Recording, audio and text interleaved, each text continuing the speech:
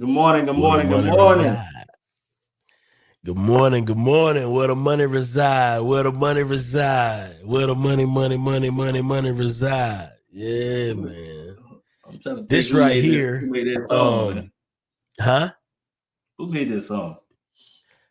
It was like it was a meme. I don't think it was a real song. Oh, that was a dude in Louisiana did it. Yeah, Now I'm thinking exactly. about it. Yeah. Good Exactly. morning. Welcome to another No Stingy Energy show.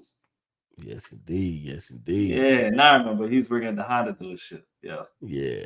that was in Baton Rouge. Yes, indeed. So, one thing though, for sure, I like about this particular conversation, we got a few people that we bringing on, a few guests that we bringing on today because we want to talk about where the money resides in different markets across the country, as well as what's working for us, like what's working, right? Um, Hopefully we can get some folk to get up here and matter of fact, I know some folk gonna get up here and talk about what they doing and not something theoretically, because everything, like we say, everything works in theory. You know what I'm saying? Like all business plans have a net positive profit. In Um theory. in theory. Right. So we want to talk about what's actually working, where the actual income is coming from, specifically depending on your market, right? So that's what we want to talk about today. You got anything special you excited about? Um, the most exciting thing is as an investor, you have to be multifunctional. You got to be able to pivot because market switches at any time, and sometimes you could see it coming, sometimes you can't. So you got to be knowledgeable enough to switch, and you have to know different levels of real estate in case it does switch. You can still make money and survive. That's what I'm Absolutely. excited about. That's what I'm excited That about. pivot, the pivot potential, the pivot opportunity. You got to have it in any business you're in, but for sure, real estate they have so many different lanes you can pivot in. You just got to make sure you know multiple things than the main thing that you do. Absolutely. Because your main thing may dry up one day. That's a figgity fact. You know. It's a figgity fact. Well, let's go ahead and get this show kicked off. And listen, we're gonna see y'all on the other side.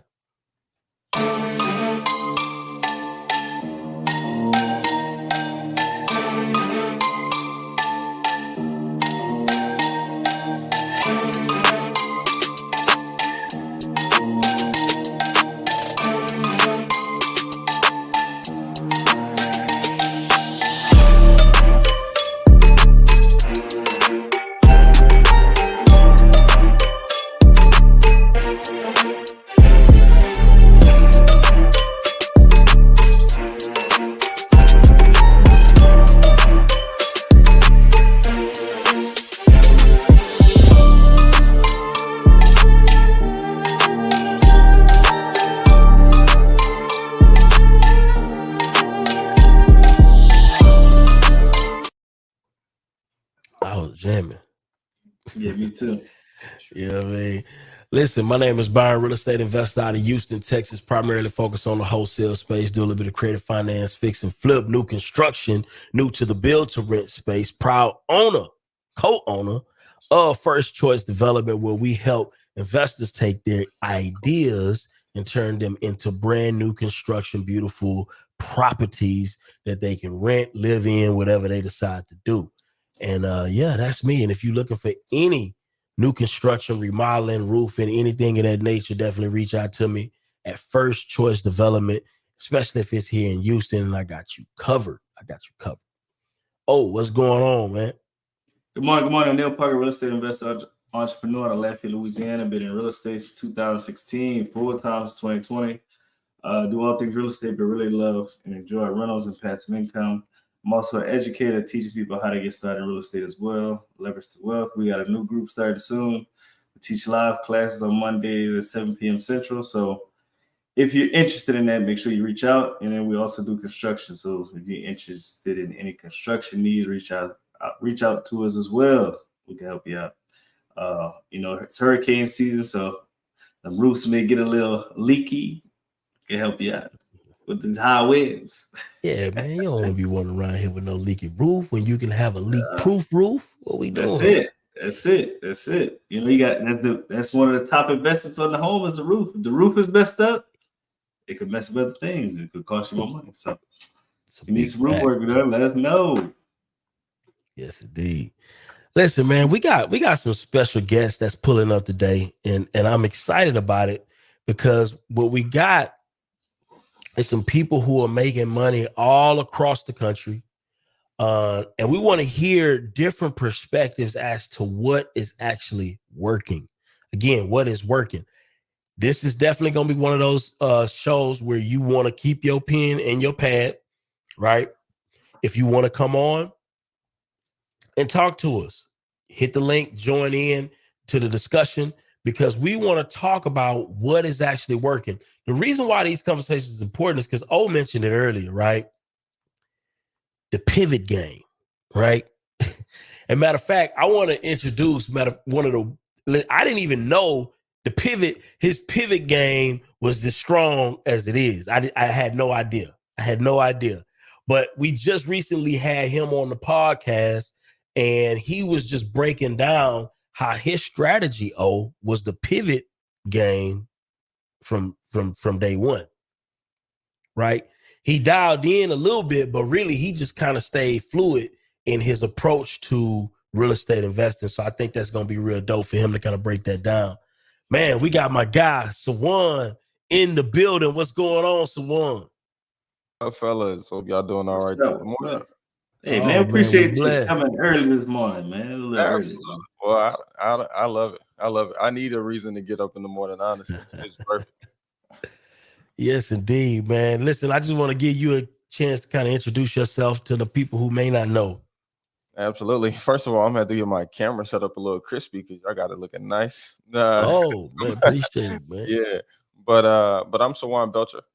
This is me taking action. That's typically how people find me. But I'm a full-time real estate investor here in Greensboro, North Carolina, and our I call it our investment firm. We do a little bit of a little myriad of everything. So we got some rentals, we got some fix and flip projects going on. Um, we got some land and new construction going on. We got a little bit of everything. So we've always ran it like that, so that way we can make the most amount of money, per deal, so we can increase that. So.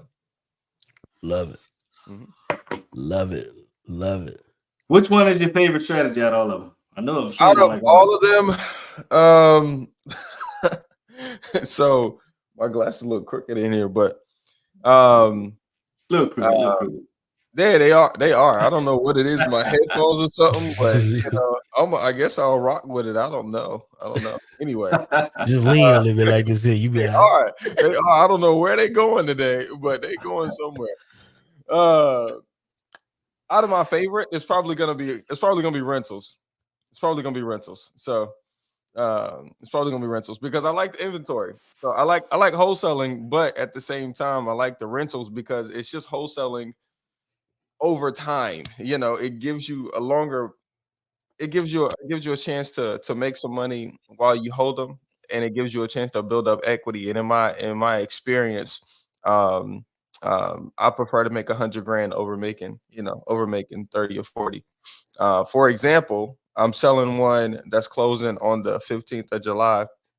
Wood Green. I bought for what did I buy that one for? I bought it for like 110, 3.2 in Winston Salem. I don't know what the freak my glasses is doing this morning. But This thing dancing like Ray J Glass. they are killing it. But I bought it for like 105 or 110, something like that, 4 years ago. And we just got it on the contract to sell with the tenant in it, okay, for 270. Damn. And yeah, I mean, but in my opinion, that's the power of rental property. That's the power of inventory, is keeping property until it's the best time to sell. So that's probably my favorite.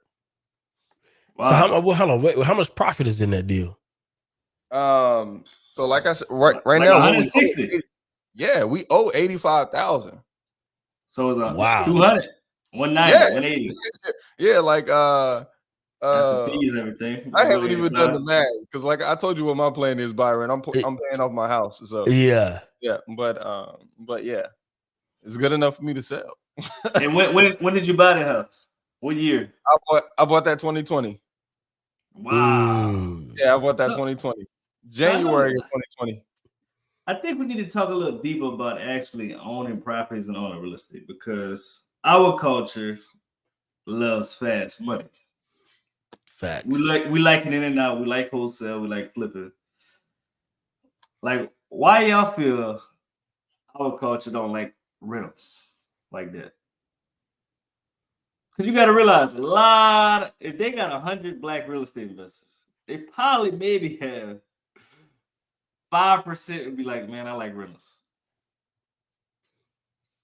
Why y'all think that is? I don't know. I don't think it's that black people don't like rentals. For me, where I live, I think it's just black people aren't in the game. And Just period. just to be honest, I mean, there's definitely some of us, a few of us, but it's just like we're not even in the game. And then a lot of times we'll get lost in the sauce with wholesaling too. Like, a Man, couple of guys will wholesaling find take over. yeah, they find wholesaling, and then and with respect, the game get fucked up in wholesaling, and you ain't got nothing to bounce back on. And I honestly think that's one thing that I did good, and so I picked up some creative deals, picked up some subject to deals, and when things get weak, Which they did. yeah, your team get lost, you get sick, or something happens, you got some inventory to sell. But those guys, you know, when stuff go down, it just go down. It's that's just it. And but honestly, it's not if for my market at least, it's really not a lot of black guys out here doing this. It's really not. Well, what I hear all the time is like, why would I spend 90,000 to only make $300? Why would I put up? Let's just say if you had to put a down payment, why would I put 10,000 up to make $250 a month? If I could just wholesale this deal and make 10,000 right now. So I don't know. Have y'all heard this before? I hear Yeah, this yeah, all the time. yeah. I mean, Absolutely. yeah, I hear that. Well, Like, that's just why would I hold this property for 10 years, 15 years, and only make 6,000 a year? If the toilet break, the plumbing get messed up, the cash flow is wiped out. So, because we gotta approach it from the aspect of what people think, and this is what I hear all the time. So, what's your feedback to that, Sawan? I mean, I think that's just gas tank on E mentality. You know, yeah. Uh, Yeah, no, yeah, I think that's gas tank on E mentality. I mean, seriously. Um, and also it does take more than what most people think, but that's just anything in life. I know a lot of people when I go into the barbershop and I sit down and they're inspired by what I'm doing or something. I was like, man, yeah, I just need me about 10, I just need me about 10 of them. And I'm just like, nah, bro, at least make it 20, at least 20 and it's just because their mindset they don't know they really and like I told them I was like, bro, y'all really need 100. You really need 100. um but everybody thinks that their success track is so low, like so barrier to entry. I call that your mindset is on E, because your car will run on E, but it just won't run far. you know and so people haven't adjusted their financial thermostat to where it actually should be. I mean, me personally, I'll take my metrics on my rentals is 350 net. I mean, I'll take the 350 net a door. I'm totally Yeah. fine with that. I'm actually taking back property management on August 1, and I'm looking at rents and how we're gonna adjust things and new leases, refinance portfolio and all that good stuff. And 350 net looked good to me. So yeah, That's how mine was when I first started. I needed 300 minimum, but I wanted to be around 350, and then it grows as you become a better investor. That cash flow gets Yeah, bigger and bigger. But absolutely. I think the minimum should be 350, 300. Yeah, it's total, bro. It's I don't know. I don't see anything. I don't see anything wrong with it. So we're Yeah, I don't you see know nothing wrong with that. yeah, we're just over 60. So I mean, you can do the math, and you can do the math. See, but the It's thing a is, bag, bro. it's a bag, bro. It really is. But there's also plays inside of that. So like right now, like I told you, like right now, I'm kind of looking at my portfolio. There's a couple things that I can. Well, the first thing I'm doing is any house that I can make 100 grand or more on, I'm selling it. Okay. What's the So reason for that?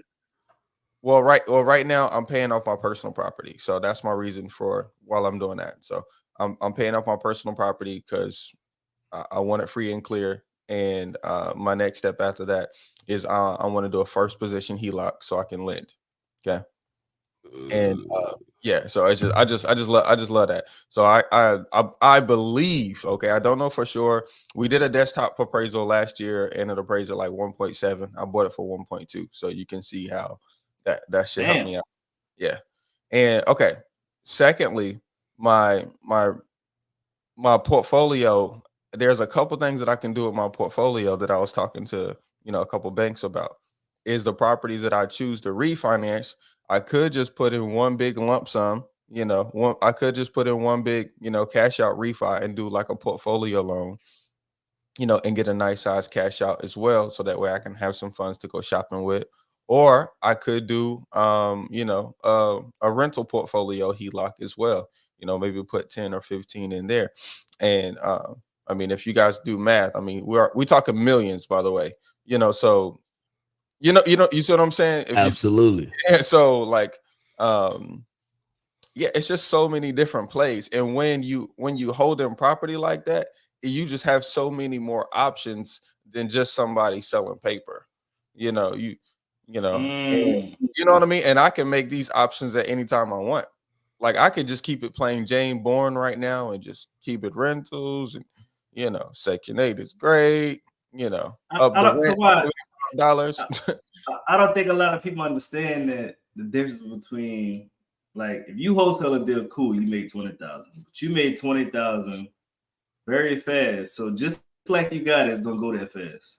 Absolutely. Like with bills, payroll, some problem will happen in your life that's gonna cost some money. Soon Absolutely. as you get that, soon as you get that 20,000, it just Right. be And like that. Like I told Byron, bro, money go fast, bro. Oh Real Money quick. yeah, fast. Especially if you want something out of life. yeah, Don't want Bro. to start a podcast and you paying for your setup or your editing or your videos or whatever. Want to start a house flipping company, hiring people, buying data, whatever. yeah. 20,000, bro. You spend that Yeah, bro. in one thing. That could be gone Gone. in 2 days, bro. you Shit. know? Shoot. But What? So I think with the rentals, man, you get a little bit of all that because if you yeah, buy that deep enough discount, you can wholesale the deal to yourself, make the 20,000. You're still making 300 a month, 350 a month, and the property is steadily going up in value every month, every day, and the rent is going up every year. So it's like, why would I wholesale every deal if I can buy, let's just say, 25% of them, and I'm building my wealth, my absolutely.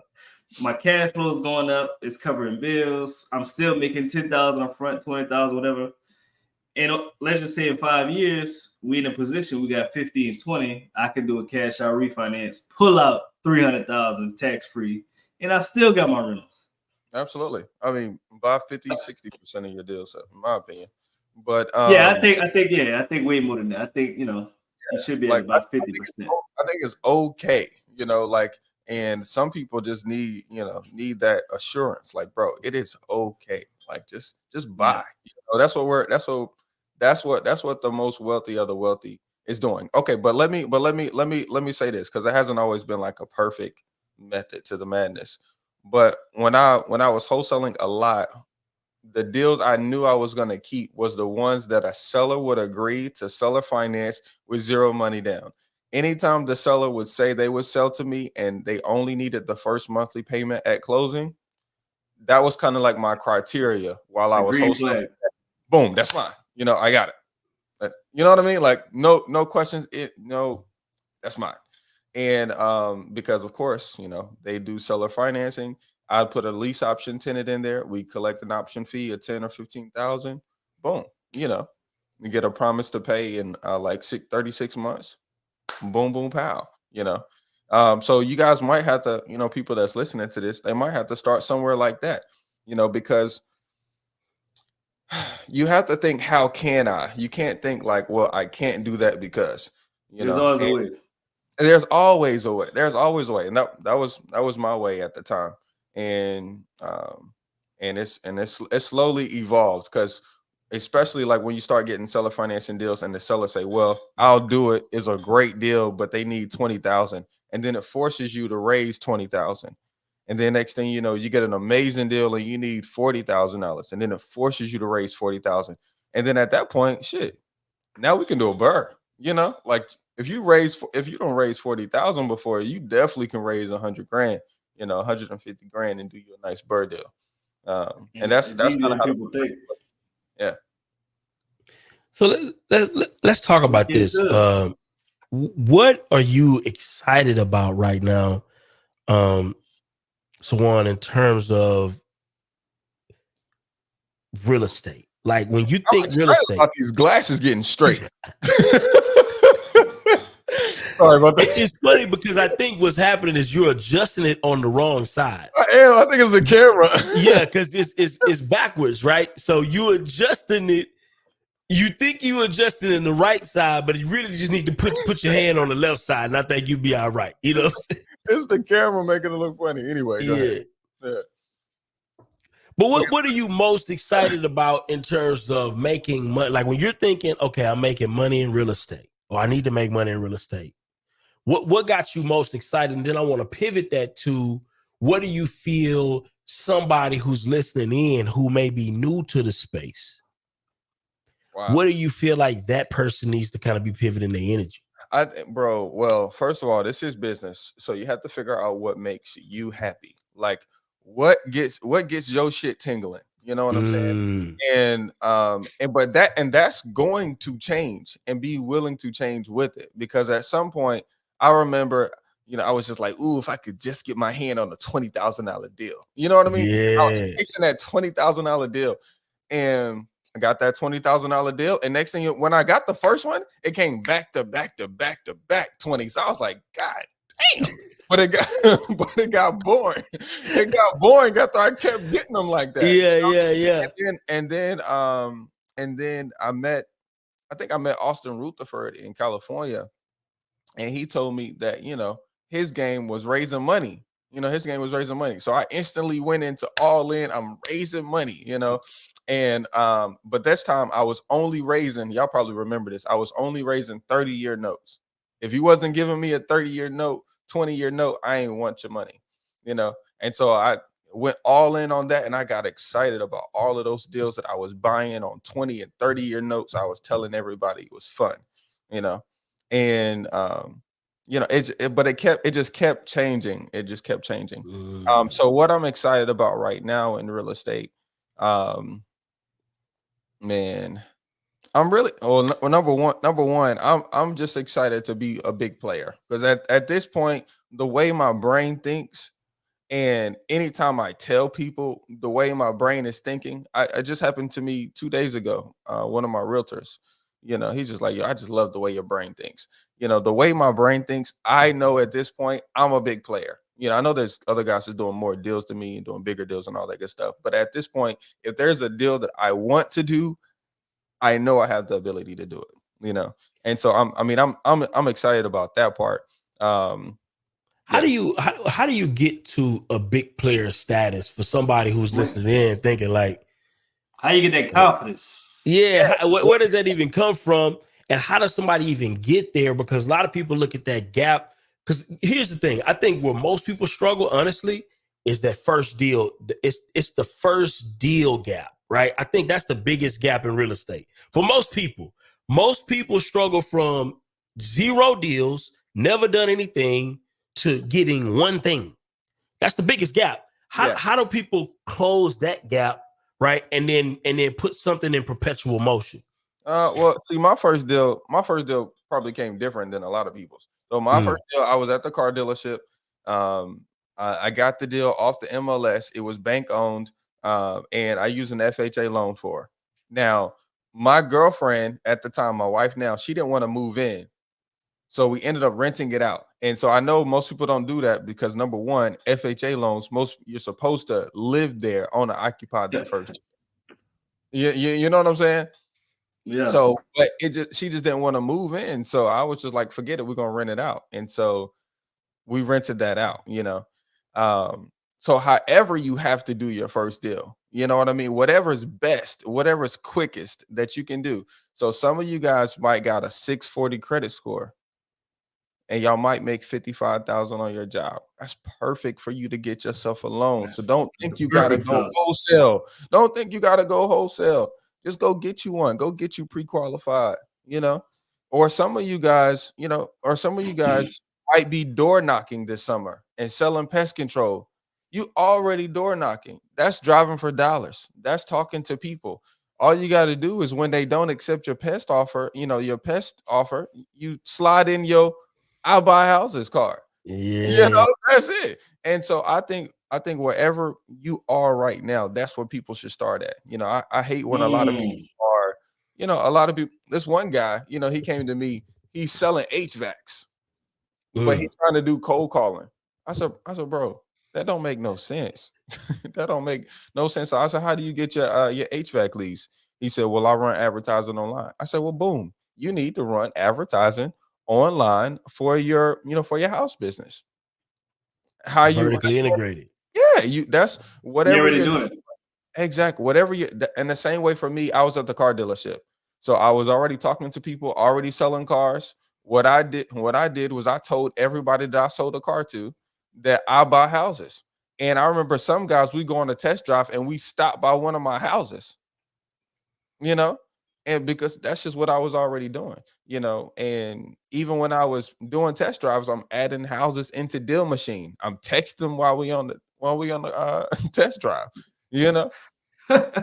That's where I think people should get started. And it doesn't matter how you want to do it, whether you want to get a traditional loan, whether you're a salesperson and you think you got that sauce and you can, get them to agree to terms or subject to, or whether you just need to go buy it from a wholesaler or an agent that has one off market, whatever.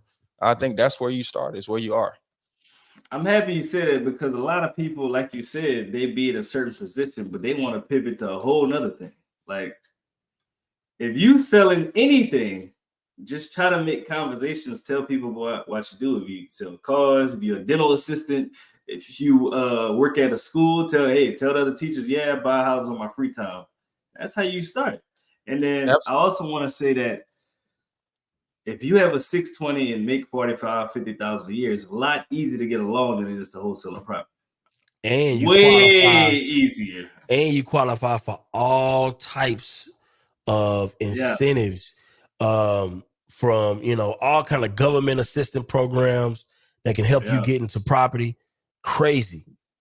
Yeah, and they have multiple different loans you can get. It's not just the FHA. It's not just conventional. They have plenty of loans. They got commercial loans. So I just want to open people's eyes and realize you need money in real estate, but you don't need a lot of money to get started. You do not need a lot of money to get started. You just got to figure out what you have in your bank account. How's your credit? Go make a move. And I would say that first house that you do buy, try to make it an easy purchase, like cosmetic. You need paint, flooring, something like that. Maybe a roof. You don't want to go in there. The electrical's done. The foundation's horrible. Need a new It needs new AC. Need a new roof. Just try to make it an easy purchase so you can transition to bigger deals. Yeah, and that's what I did, because like I bought houses where like it was just ugly but not like broken, and so I wouldn't do shit to it. I just put it up for rent just like that. Just like that. And when tenants walk in, like, hey, you doing anything? We're gonna clean it. We're gonna clean it for you. But it's a house. Yeah, make it work. Cool with it. Yep. And they cool with it. Everybody need a place to stay, and that's a fact. That's it. And I would say, you know, if you do go that route of buying a house, just make sure you pay somebody in your area that's mentor somebody to make sure they're running numbers for you, that you have enough equity that you could run a play later, refinance. Like in a year, make sure you have enough room to refinance to pull out another 5 to 10,000 so you can make another play. Only refinance if you have a play to make. Don't just refinance it because you hear us talking about it. That's a No, fact. facts. Facts. Some people just be refinancing.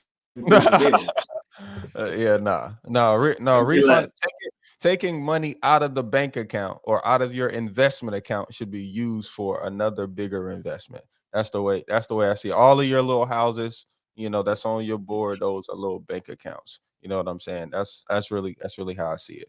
I'm telling, it's a mentality for me though. We just buying back our freedom though. You know, I was watching a Kim McElroy video last night, and you know, this guy's doing the same thing. He got like 40,000 doors. All those guys do is sit there, analyze deals, and make offers. That's all they doing. And then they train somebody else to sit there, analyze, and make offers for them. And that's literally the game. I mean, it's not. And these guys is, you know, 50 years old. You know what I'm saying? He's watching And on they've been, YouTube. yeah, absolutely. I get inspired. You know, I get inspired by seeing these guys do it like that. You know, it's amazing how fast the internet is. You know, we got billionaires on the internet giving game daily. Yeah. Yeah. Amazing. Right. Oh yeah, no, he had a video yesterday, and I was like, yo, this is amazing. I was because one of my investors is in a mastermind. Kendall is in a mastermind with Kim McElroy and a couple guys from Bigger Pockets, and he's always talking to me. Right now, they're in Alaska. Yeah, they're so they, you know, have Go Abundance. I don't know if you're familiar with that mastermind, but then Go Abundance has like a family mastermind, to where, you know, you don't, it's not just you going to the mastermind, it's you, your wife, and your kids. So, Whoa. yeah, right. And so they're That's in next Alaska. level. Yeah, it really is, because of course you're having your kids connect with Kim McElroy's kids and Brandon Turner's kids. Wow. You know, Wow. you see what I'm saying? And And you that's know why, what's crazy? I like that, man, because you know, and this is just something that I want to put out there, right? And it may not be the case for a lot of people, but what I've noticed, um, a lot of the wives of successful men, right? Sometimes it can be a struggle for them to find friendship, yeah, right? Genuine friendship, because People that understand too. people that understand, because a lot of the women in their personal peer group hate on them unless they're some type of influencer or some type, or they either get hated on or they become like a resource to people. You get what I'm saying? And it's like, how do you manage? You know what I'm saying? How do you manage that reality? You yeah. know? At For first, the I most thought, part, they get hated on because they don't, yeah, you know, yeah. they, At Yeah, they for the first, can do most what part, they they get want. hated on, and then it's like, okay, well, you know what? You my only friend. You know what I mean? And they don't friend with a lot of people. This is a real life. A lot of women don't talk about this. yeah. No, that's real. That's real deal. Because at first I thought, you know, I was just gonna keep my wife busy at church. You know, have her be in dance and, you know, Yeah, be on these different boards and stuff. You know, that's She what get I hated thought. at church too. Exactly. And it's like, and it's real, and it's real. And so then I tried to, like, you know, befriend her with like entrepreneur females, you know, in the yeah, hair salon. It turns out they single and they hating as well. And it's so, no, it's a real life thing. And honestly, you know, with marriage is a whole nother level. We need to have yeah. like a marriage conversation. But are you guys married yet? We both Yeah, married, man. Oh, What do let's you get it. Let's get it. I'll be getting some change, man. Yeah. Byron, how long you been married? About a year, man. About a year. Okay, Get that's some change. that's what's up. So look, so I'm 9 years in, and yeah, so I'm 9 years in. So this And is you're like, a veteran. Yeah, we working. It's a marathon, but no, that's definitely been tough. And even giving my wife, see, at first when I'm having a lot of success in real estate and I'm going full time and all those good things, a lot of people are giving me recognition that know us locally. They're like, oh, you know what I mean? And she didn't know how to handle that at first. Like, you know, is she not special? You know, is she supposed to be a part, or he's keeping me out of stuff and away from stuff on purpose? You know, all of these things is kind of going through her mind. you know. And so you have to find a way in marriage to, you know, have your wife be a part, you know, even if she doesn't want to be a part. So being a part might be, I don't know if any, well, I met I met Brian down in Phoenix. You know, I take her with me to the masterminds, you know, and we go on the trips. Even when we was in Texas, we go on the trips together. Now she absolutely hates and is disgusted by going to the conference, but she loves going on the trips with me. She And get but a that makes vacation. her that makes her feel apart. You know, that makes her feel apart. You know, and so you do have to find ways to, you know, to put your wife in it so she don't get lost in the sauce and the devil start talking to her, you know, and next thing you know, she got you eating the apple off of the tree. You know, you don't want that. Not You don't Adam and Eve. Wait a minute, man. you know, Not she didn't That's turn real. into Adam. You didn't betray God. My Jesus. but that's literally how the Yeah, that's conversation real happened. talk. That's literally because Adam and Eve was already had the conversation with God, and then Adam walked away for just a second, and the devil had a chance to say, "Well, did he surely say?" He, you know, that's all he said to Eve, and now Eve twisting up Adam, you Yeah. know, making him feel bad, you know, for not wanting to eat this, eat the apples off this tree. But that's literally how marriage happens, you know, with respect, you know.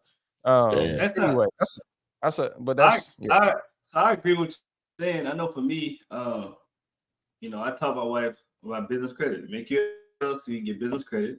You ran up the business credit, and I teach her different strategies in real estate. So let's just say something happened to me, she can step in and still get it running.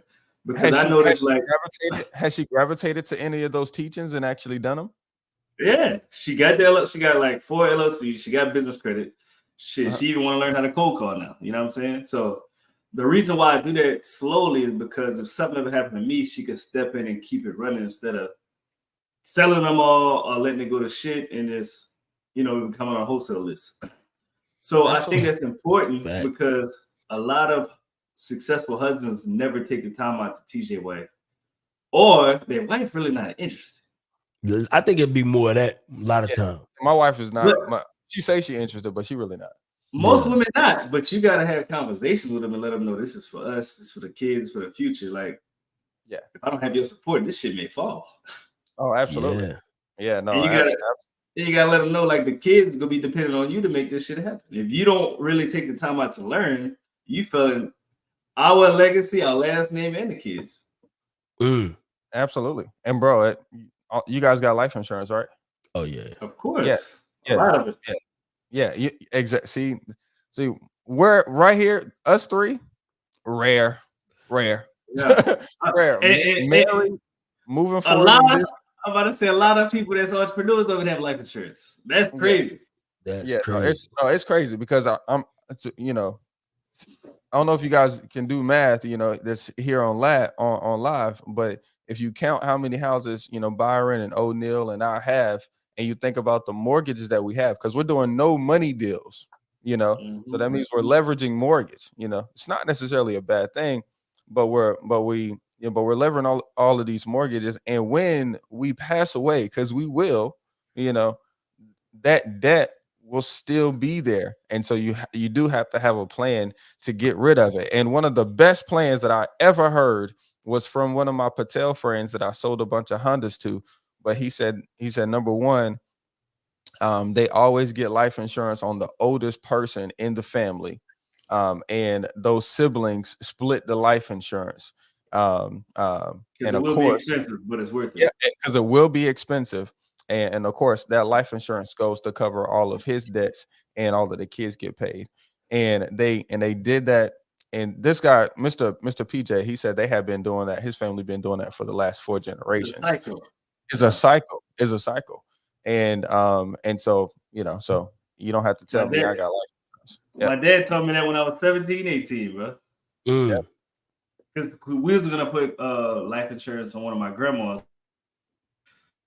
Like, she was too old for us to do it. She was too old. She had some type of sickness. Because of course, life insurance is not gonna fund if you have Right, certain diseases or sicknesses. right. But they do have I learned this recently, I think from Al. They do have some policies that they'll fund. I mean, that they'll do, but they're like extremely expensive. But it makes sense to pay that extremely expensive fee because you may get 2 million from the back end if you paid 200,000. Absolutely. But you got to make sure you got to have the money to pay for that. You got to have the right coverage. You may be paying 7,000-8,000 a month. You know. But Don, what's going on, Mr. Don? What's going on? Hey, listen, you had Sawan in here, and I saw that you guys talking about real estate, and and I'm jumping in the game, getting my feet wet. Yeah. So Sawan, I got a question. I got a question for Sawan. Let's do it. I just did my first deal. Byron helped me out with it, and talk to the people who do their first deal with a mentor, and then want to cut their mentor loose. Oh my gosh, whew, that's tough, heavy. Now, first of all, what kind of deal did you do? It was a wholesale deal. It's a wholesale deal. Okay, nice. All right, so this is that's perfect. Lord help me, Jesus. Okay, see, this happens all the time, in my opinion. Okay, all the time. And so I'm gonna speak about it in like an office standpoint, because we hire people to come into our office and we train them, and then boom, they do a deal, right? And a lot of people, start either taking mentorship from us or start working in our office because they want to learn. And once they do that first deal in 2 weeks or 3 weeks or 2 months, they're like, "Oh, I got the juice now and I'm gone." But really, they don't even understand that's not how God blesses us. A lot of the times, God blesses us by just connecting with a relationship, and so you just got a little piece. You might have learned a little bit, but you ain't got the whole story. You only got the whole story right now because you connected to the other half of the mountain. And so that happens all the time. And that's why I like connecting with mentors. For me, like if I'm hiring a mentor, I need a long-term kind of planned relationship with my mentor, because I'm gonna need to work with you for a while. We're gonna be working with each other at least for 6 months to a year, so I can get all I need. You know what I mean? I don't like those. I don't like those like we're gonna do mentorship for 30 days or a week. I don't really like those. I need to work with you for a while so I can get everything I need, because I need new private money guys. I need new strategies, and I want to be with you for so long we can pull the whole play off. We can do the whole play together. You know what I mean? I want to make some money together, so the next time we do something together, we ain't gotta pay you. Because we making money together now. You want a real relationship. I want a real relationship. Absolutely. I want a real relationship. Not a 60-day relationship. Absolutely. For me, it's more about the problems. You know what I'm saying? I think a lot of times we get caught up, right? Mentorship to me is not about just the wins. It's about how to navigate the problems. Absolutely. Because what we don't realize is that the money is really in the problems. Absolutely. Right? The money is really in the overcoming. Absolutely. The money is really in how do I navigate this situation, right? And so what you realize, you'll hit a couple licks and you'll win, right? But what happens when you run across that situation? Absolutely. And when you run across that situation, how do you navigate it successfully instead of throwing that situation back into the bucket because you don't have the foresight to understand this is actually possible. Wow. This is actually something I can overcome. Wow. Right. But the knowledge gap blocks you from being able to make that transition from situation to blessing. Wow. Yeah. Oh, you hit that right on the head. You hit that right on the, because I see so many people throw away a deal and it's like, why'd you do that? You missed it. I had a realtor yesterday. Because a lot of my leads come from, I have this realtor newsletter. For you guys that want to do this, y'all can. So realtors don't realize that investors are way better clients than owner-occupied buyers. Okay. Wow. So what I do is, so I bought a list from another realtor, because in the MLS, they can get a list of all the names of every agent, phone number, and email address. All they got to do is search through the MLS. Anyway, so I bought a list of all the agents in the area, put it in constant contact, and I do a weekly newsletter, and I tell success stories about my deals and how they can make money with investors. Anyway, somebody called yesterday and said, hey, I just want to understand how I can do business with you. And one of the first things I ask them is like, who's your main client? She's at owner occupied. And she said, but I think I got a deal for you. I got this lady right now that has a rental property, and she's trying to get this lady out of the house. And she said that she'll be ready to sell it, after we get the lady out of the house, and after we get the house fixed up, then I'll let you know. And I said, see, your thinking is wrong. Your whole the way you're thinking is completely wrong. See, because you shouldn't be telling me that, that story like that. You should be telling me, hey, I got this lady that, she's trying to get this tenant out, but she's having a hard time. Let me ask her, would she consider selling it while the tenant is in place and allowing somebody else to deal with that headache? And when I said that to her, a light bulb went off in her head. She was like, oh my gosh, what this lady she might want to sell. And she's like, she might want to sell right now without that. And I said, that's how you need to be thinking if you're working with investors. It's just a little difference in the way you're thinking. But if you don't have somebody to tell you that, then how many opportunities have you missed? That's what I told her. I was like, how many times has this happened in your career and you didn't even understand that you could be getting the bag right now instead of 8 months later?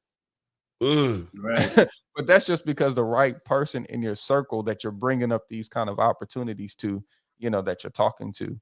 That's a fact. Yep. And they can make more than 3%. Absolutely. That went over her head. I shouldn't even have told her that part.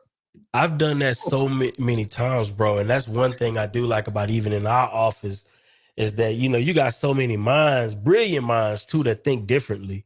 It's been so many times, bro. And that one thing I do like about it, when you go in our office, we just got, you got Brian in there, you got Coop in there, right? You got all these random investors that just pop up from time to time. You got Al next door, right? And so what'll happen is a lot of times, man, we'll just be talking about deals. We'll be talking about dilemmas. And we don't be realizing is that we create these blockages for ourselves a lot of times. We don't know that we're doing it, right? In our mind, we're just thinking with our, limited wisdom, we're thinking that we're problem solving or we're really looking out for the potential issue. But what we don't be realizing sometimes, we create problems that don't necessarily exist, right? That are easy solutions if we just change the way we're thinking. And so a lot of times just really using other people as that soundboard to throw those ideas against can kind of help you. It's been countless times I thought that I was dealing with a problem that wasn't even a problem. I just needed a perspective shift. I just needed a perspective shift. And that perspective shift literally turned what I was considering a problem, an opportunity. And that is insane to me. Absolutely. Now imagine anybody who is listening to this conversation, right? It's funny when I remember Don, right? Before he did his first deal, when the first deal that we did together, I remember, and I was talking to him, I was saying, I wonder how many potential opportunities just like this, right? You never saw, because in your mind, that was a problem that was just unsolvable, or that was a problem that had no solution. And because you was exposed to new information, you saw that same exact problem. And that same exact problem became a $25,000 payout and solution for not just you, but also the seller that we was able to help get that deal off. Think about the power of what we just discussed right now. Exactly. Just for sitting in the class, picking up some knowledge, hanging around with people who know. I saw a situation. I said, oh, this is what's going on here. I wouldn't have recognized it before. I used to believe that when I see all those signs that people buy houses, I really thought they bought the house. Somebody bought it. Perspective shift. Perspective shift. I said, oh, I could do, I understand that play now. So I explained it to my client, and then they said, well, if this falls through, we'll let Don wholesale it because we trust him. Nice. And sometimes, it's crazy, but sometimes, right, that potential client or situation is only fit for you. Yeah. Here's the thing. I probably wouldn't have been able to get that same deal that Don was able to get because of the relationship. Right. And it's a lot of opportunities that are specifically meant for you that nobody else can get. But if you don't connect yourself to the right solutions, right, or consistently educating yourself, like being in spaces like this, how would you even know? I wouldn't know. That's why I'm here. Because somebody's going to say something, and then a situation will happen, and then my mind will go back to that and say, oh, let me call Byron. Let me call B. see what's up with this. See if there's anything here. If you don't So mind me asking, how'd you get the lead? They're clients of mine. I help them to pay off their mortgages cheaper, cut their interest costs, and they're getting ready to purchase a house, but they already own two. Okay, and then they couldn't purchase that third house without selling this one, so they were under the gun to sell it. And when we first got into it, they had 2 months. And then after getting into it, cut it to 1 and want to know if I could do it. And See, that's what I was talking about, guys. Right there. That's how you get started in the business, right where you are. And in my opinion, more people can do it than they know. Like you don't have to, in my opinion, you don't have to change up your whole lifestyle, to do real estate investing or to do a wholesale deal or buy a rental property or do a fix and flip. You just start right where you are, like just like Mr. Don did. So that was the perfect example right there. I like it. It turned out great. So I'm looking at another deal. Byron, we're going to be talking about that today. I just need to let them know, unless I'm making X amount of dollars, I don't want to do the deal. So because we were looking at that, the budget for the rehab was too high, and so now it's not penciling out. So And we'll take a look at it. Rehabs. You know how I feel about them rehabs. Listen. I am not listen. If I cannot put hands on a property, I'm not touching that. You hear me? Put it back on the market and see what it do. Facts. Yeah, facts. No, I got a property that's been on the market for the last 4 months. I'm selling as is. And thank God I finally got a way out. So I'm still making 30 grand as is. And so not as much as I wanted to, but I'll shoot like, yeah, I'll take that.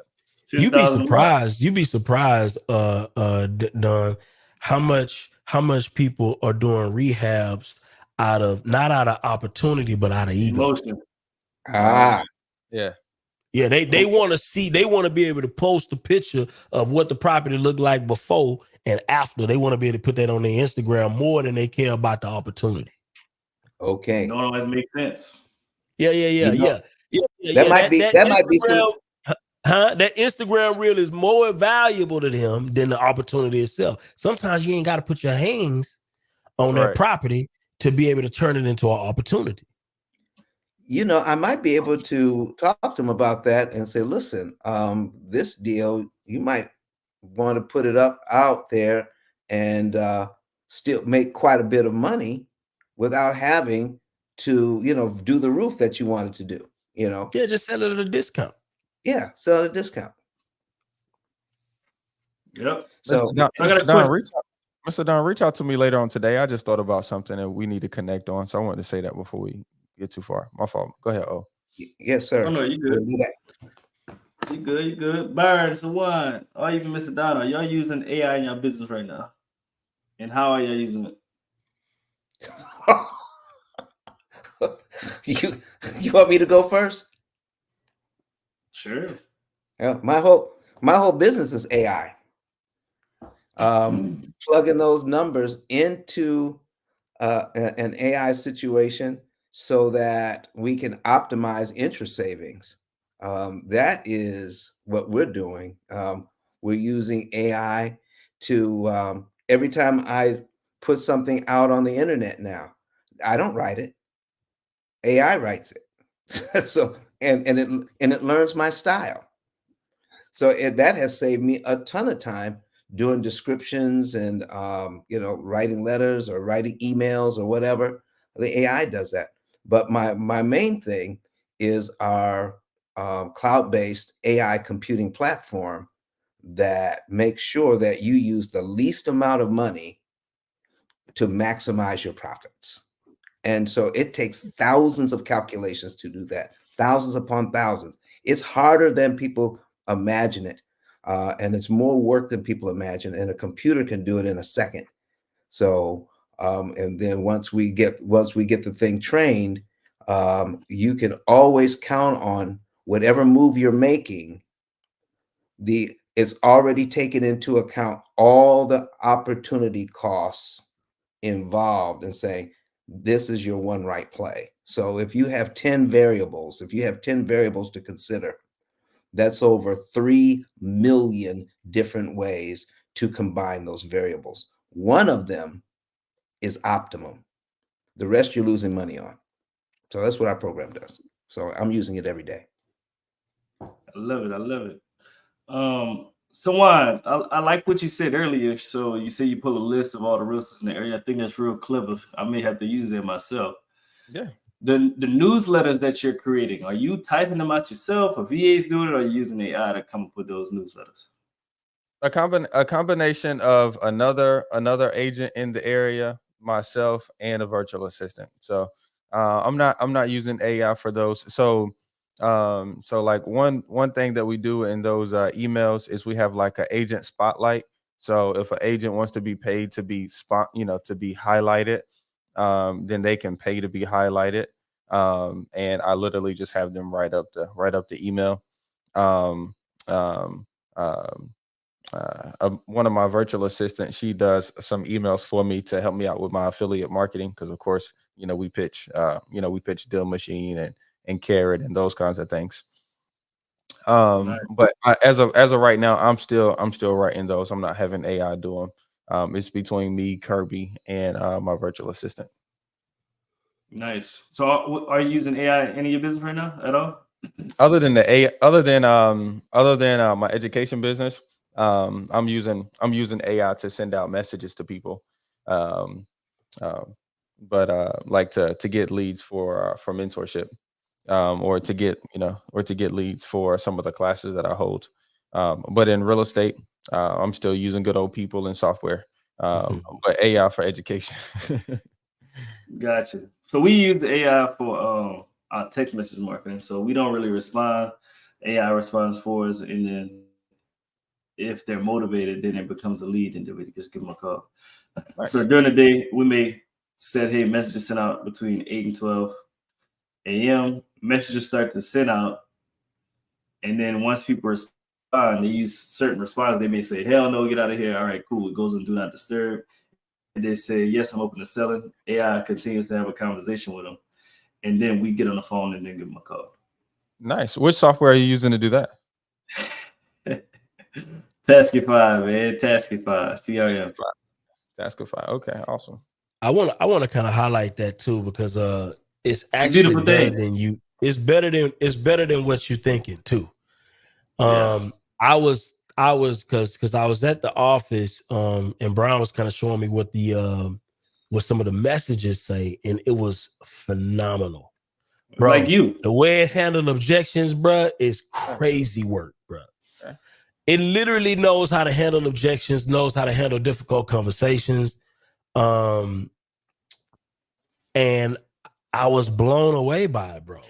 Blown away by it. It And will it takes definitely its time to continue. respond too. It's not like it's an instant response, so you know it's a computer. Yeah. Nice. Awesome. Man, that's what's up. I'll try it out. All right. Yeah, it was better than what most people could even imagine. You know what I mean? Like, We got a discount code too, man. You can use it. NSC. Let's get it. Throw it in the absolutely. chat. Throw it in the chat so I can get it and other people can get it too. I'll send it to you. I ain't gonna lie, I don't even know what it is. It may be in one of the descriptions. I love it. Well, I love it, man. So this is a question for Byron, man. How are you integrating sustainable green practices with your new developments? That's a great question. So, I know for me, bro, like, man, listen, I was. And why is green so important to you? Why is it important? Yeah, why this is is it so good. important to you? And then how are you putting them into your new builds? And then, so why you doing new construction too, or you just doing like heavy rehab? Yeah, new construction. We literally just like bought the plan. So I'm in the very beginning stages. So I got 7 lots. The goal is to get 10, but I just bought my plans. Yeah. I just bought my plans to do it. So yeah, the specific lender, the specific private money guy that I'm using to build them, he wants me to do 10 at one time. So yeah. You building to sell, you building to rent? Well, my goal is to sell some to be able to keep 2 or 3 of these. So a little bit of both. That's my exact same play. Gotcha. Go ahead, Byron. Why is the green so important to you? So, man, like, bro, this is what I'm realizing about me, right? If I love something, right, I make money from the same thing that I love sometimes easier, right? And it just abundantly flows because I'm in flow, right? And it's a few things that I'm excited about when I look at construction, when I look at building new technology, integrating new technology into the build space. So number one is I feel like the practice, the way that construction is done right now is just very inefficient. It sets people up for failure because they don't handle their business and their books right. And as a result of that, they end up, stiffing somebody because the money get messed up, right? So number one, I want to come in and I want to bring that to the marketplace.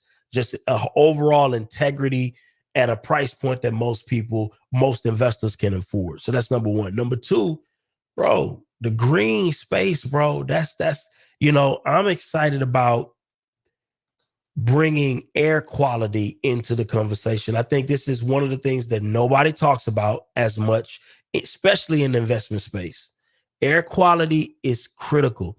And so a lot of the new things that I'm looking to implement is bringing in ERVs, right? Bringing in dehumidifiers, right? Whole house dehumidifiers and MERV filters and different filters, right? To filter the air that we're breathing in, but also bringing in quality outside air into the house, right? Because what we don't realize is a lot of the air that we breathe in our houses now is still pollen filled, allergen filled air because we're not bringing in enough outside air, right? We're not bringing in enough fresh outside air. And as a result of that, bro, when you get sick, you stay sick longer, right? You constantly inhaling all of this junk, and just having a HVAC system is not good enough, right? So I'm passionate about increasing the quality of air in all of the new builds that we're doing. So, and I'm doing that, be honest with you, at a little bit of a loss, right? Because I could just easily just throw a regular HVAC system in there, right? Easily throw a regular HVAC system in there and command the same price. Hopefully the market will reward me for the things that we're bringing to it. But ultimately, I really believe that we need to increase our air quality, right? I really believe that we need to not be sitting in houses with mold growth that just because we can't see it, right? That don't mean we're not breathing it. How long you understand what I'm saying? How long you think it'll take the market to actually appreciate what you're doing? Because most people not gonna care at the beginning. Most people not gonna care, But right? I think the government cares, though. I think there's a grant for that. I honestly, I think They do have, yeah. I've been talking to a lot of churches, and I've been talking to a lot of churches and investors that work with churches and stuff like that. But that right there, that sounds like a grant. That sounds like you should have a nonprofit, and it sounds like that somebody will pay you to help do this. That's what that sounds like. That's literally what I heard when you said that. But that's beautiful because we actually in our ducts, in our house, we actually just got like UV or whatever, and a bunch of stuff in our ducts to help the air quality in our house. We dealt with that at our last house. If somebody was sick, they stay sick longer, because of that, because of just what you're sucking up in the air. But yeah, anyway. I think that program that Sawama be talking about, I think it's called a PACE program. If I'm not The PACE program, yeah. That's like with the windows, the type of insulation you have. It's like a green program. Yeah. So I've looked into it, you know what I mean? And but the thing about more than anything, I just feel like it needs to be done. We're also doing a lot of smart home technology as well, running Ethernet, Cat 6 cable through all of the rooms, pre-wiring for that stuff, because a lot of that stuff is cheap. I ain't gonna say cheap, but it's inexpensive but in compared to the value that it brings to people's lives is phenomenal. Right. Because you gotta understand, every year they're coming out with new Wi-Fi radio frequencies because the old one isn't strong enough, or people have hogged up too much of the space. And that's why we need to be bringing in that Cat 6, right, to relieve some of our Wi-Fi and allow those things to run direct to the network, so your Wi-Fi can actually function like Wi-Fi, right? Wi-Fi was never meant to run cameras and Ring doorbells and gaming systems. It was never meant to run streaming podcast. It was never meant for that, right? Our building infrastructure never adapted to our growth, and so but that was never supposed to be our reality, just by the way. So we got too much on our Wi-Fi. Absolutely. That's big value on the sale, bro. For real. That's big value on the sell right there. For real. It's not, yeah, we're doing all of this stuff standard. Everybody's cutting the cable and they're streaming. They're streaming to all the televisions now. Yeah, them cables out of there. We pull out all TV cables out of all houses. They aggravated too. They stapled all over the soffit. Like if you buy old houses, nigga, the cable is 20 foot long, like in a room. Like, hey, what's going on? We gotta cut this out. Y'all run into houses like that? Hey, yeah, all the time. I just clip them myself most of the time. Like, come on, man. We can't do nothing with this, man. So, Byron, what role does smart home technology and advanced connectivity play with your upcoming projects? Is that the question you just answered?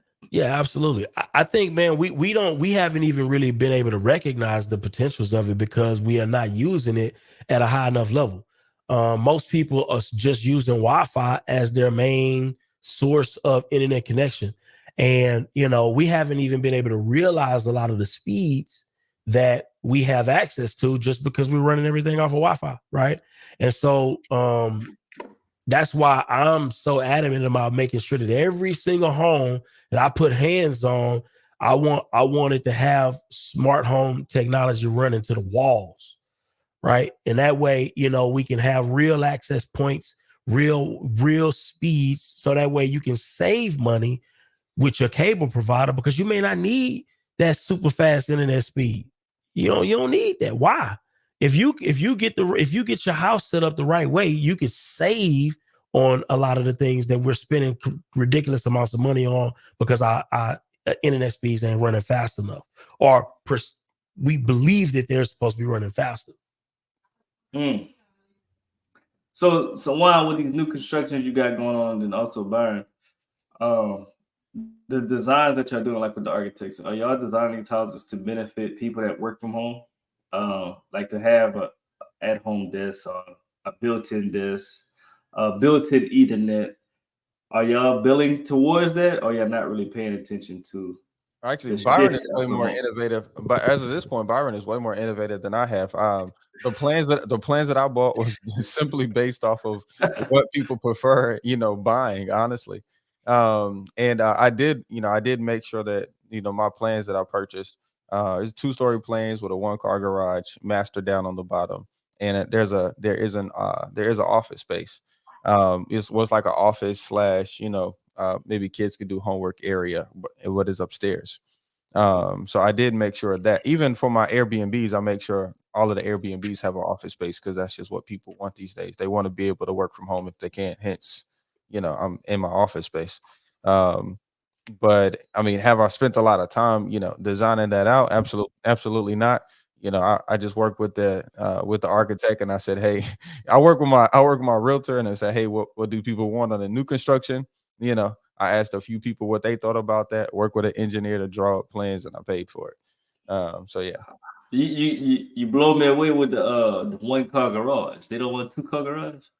Well, stats say that 1-car garage. yeah. Well, just it doesn't change the price of the house. That's crazy. Yeah. So stats say that if you just put a garage, the extra cost, for the second garage doesn't pay more than just having a garage.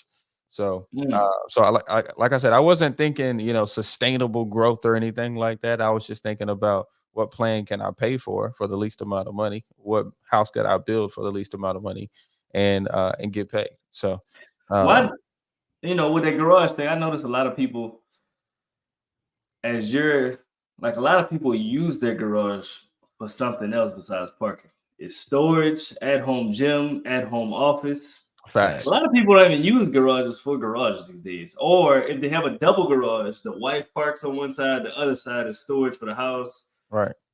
Garage, play center for the kids. So I get that. I see it in my neighborhood. Every house is like that. Absolutely. Yeah. I think we're still one of the few people that like backing up into the garage and going inside of the house.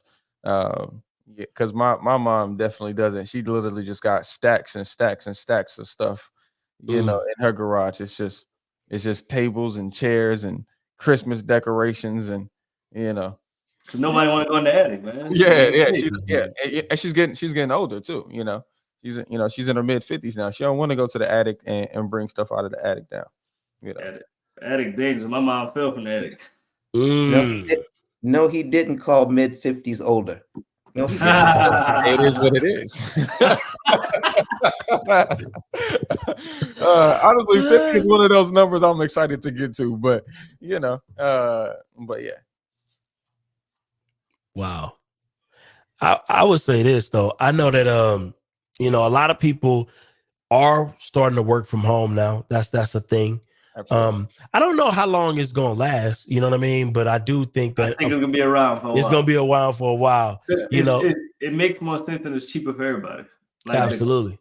The employer doesn't have to provide a desk. They don't have to provide more Wi-Fi. They don't provide a place for you to sit. They don't have to provide coffee for you to drink. You know what I'm saying? So, and at the same time, it's cheaper for the employee. They ain't gotta put gas in the car. You know what I'm saying? They ain't gotta go buy no clothes. You know what I'm saying? They get their pajamas or whatever they sleep in and go to work. I'm seeing a lot of companies do it, and maybe not full time at home. A lot of companies in my area, they're doing like the whole 2 days at home and 3 days in the office. And I think as long as companies can find a way to keep their productivity up, I don't think they'll care. As long as the productivity is up, because it helps with the team culture. Because team culture and production go hand in hand, and that's what, like I said, our Airbnbs go crazy with the people that's here in town for business. So we got somebody booked in right now for a month. They're not a nurse. They're not a contractor. They work for Wrangler Jeans. They work for Wrangler Jeans, the distribution office. And she literally said she bounces around to different states for a month, helping all the different Wrangler Jeans, distribution offices. That's all she does. And so, so that's just a good sign for me for my niche of Airbnb and the work environment too. Did your Airbnb business take a hit within the last 3 years? Of course. It took several hits, but I think it's just continuously adjusting. Talk to them about that, because Yeah, I think it's I'm not continuous gonna lie. adjustment. Me and Byron be like, what happened to the Airbnb game? It used to be Airbnb this, man. I just bought a mobile home is on Airbnb. I just bought an Airstream is on Airbnb. I just bought A a pack of rolling bubble off. gum. It's on It's Airbnb. You know what I'm saying? Yeah, you No, know. I mean, I definitely think it changed because number one, when COVID happened, of course, it hurt and helped all at the same time, and then when people started traveling, that did nothing but help, after COVID. And now all of the expenses are so high. I mean, eggs is $10, so it's tougher for people. It's tougher for people. And of course, for that Airbnb, for that landlord that has an Airbnb, he still needs to get that, he still needs to get his rate. He needs to get his best rate. But for a hotel, they can go, they got 200 rooms. They can go deep, you know. So I definitely think there's like pivoting, but honestly, my one bedrooms are still averaging $2,500 a month. So You know what's funny? Yeah. When I talk to people in really in the space, not like because okay. Let me preface by saying this the right way, because I don't want to offend nobody, right? But everybody that I talk to who are doing Airbnb, right, and they're just doing it, but they're doing it at they're experienced investors, right? A lot of them are saying they still making money on Airbnb. Oh yeah, because Yeah. we're consistent. We staying in it. We're gonna figure it out. Something happens, we make a change. You know what I mean? Like I hate to keep. I feel like I keep preaching the same thing for the last couple of years, but like one of our best clients for the Airbnbs is alesolutions.com. And it ain't even no hard thing. They're just an insurance brokerage. When State Farm or Lytics or Farm Bureau has a client that has some kind of claim and they can't be in the house during that time, the insurance helps them find a place to stay and they pay for it. Like if you got an Airbnb and you are not on ALE Solutions, as How a do you get? client of there, So you went on the website, like signed I up wish your I could share Airbnb? my screen so I could show you how You can. You it can. Oh, you can. it really is easy. You can do that. Hold on, how do I do that? This is present button right here. Yeah. That's it. That's Oh it. my gosh. Okay, Yeah, you on your way, brother. yo. So, And insurance pay a lot too. bro, they pay solid. They pay solid, and it's not even about. Here it is.